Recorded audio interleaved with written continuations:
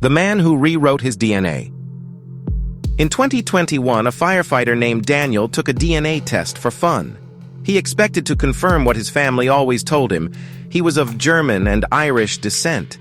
But when the results came back, Daniel's bloodline wasn't just different, it had changed. According to the database, Daniel was no longer genetically related to his own parents.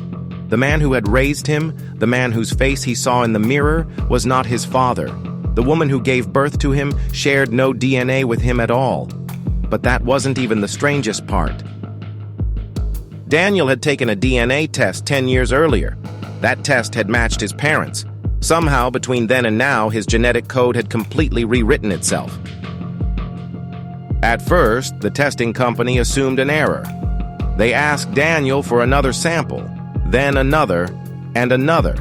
Each test confirmed the impossible. Daniel's DNA was entirely different from what it had been a decade earlier. Scientists were baffled. Human DNA does not just change. Mutations happen, but they don't rewrite an entire genetic identity. It was as if Daniel had become a completely different person at the molecular level. Digging into his medical history, researchers found something even more unsettling. Years before, Daniel had survived an aggressive leukemia that required an experimental bone marrow transplant. His donor was a man named Christopher, a total stranger. But marrow transplants only replace blood cells, not entire DNA sequences. That should have been impossible. Desperate for answers, doctors ran more tests. They sampled cells from different parts of Daniel's body, his hair, his skin, even his saliva. The results were mind-blowing. His blood contained Christopher DNA, as expected. But so did his saliva, his skin. Even the cells in his semen had completely transformed.